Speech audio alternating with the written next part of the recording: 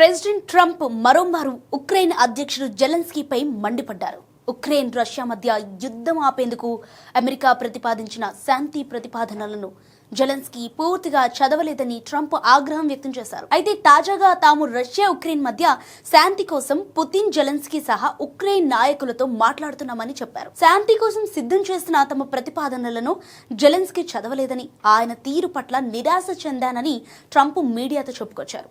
America ప్రతిపాదనలను అంగీకరించేందుకు Zelensky సిద్ధంగా లేరు.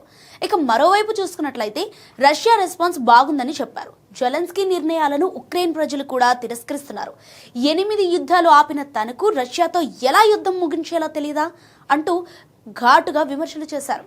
ఇక మరోవైపు అమెరికా, ఉక్రెయిన్ ప్రతినిధులు మియామిలో వరుసగా 3 రోజుల పాటు చర్చలు జరిపారు. కానీ ఇప్పటి వరకు ఎలాంటి పురోగతి కనిపించలేదు. ఈ సందర్భంగా అమెరికా ప్రతిపాదించిన శాంతి ప్రణాళికపై చర్చలు కొనసాగుతున్నాయి. ఈ ప్రణాళికను రష్యా కొన్ని భాగాల్లో అంగీకరించినట్లు అమెరికా పేర్కొంటోంది. కానీ ఉక్రెయిన్ ఇంకా పూర్తిగా అంగీకరించనే లేదు. చర్చలు కొనసాగుతున్నప్పటికీ రష్యా యుద్ధాన్ని ముగించేందుకు సిద్ధంగా ఉండటం కీలకమని అమెరికా, ఉక్రెయిన్ అధికారులు చెబుతున్నారు.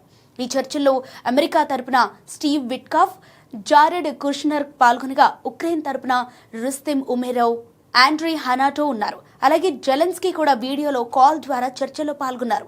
కాగా అమెరికా ప్రతిపాదనలోని కొన్ని అంశాలను రష్యా తిరస్కరించినట్లు తెలిసింది. ఇదిలా ఉండగా శాంతి స్థాపన కోసం ఒకవైపు ఉక్రెయిన్తో అమెరికా చర్చలు జరుపుతుండగా ఇక మరోవైపు రష్యా దాడులు చేస్తూనే ఉంది.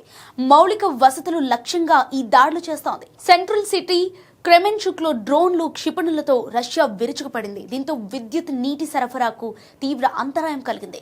క్రెమెన్చుక్ నగరం అతిపెద్ద చమురు రిఫైనరీలకు, పరిశ్రమలకు కేంద్రం.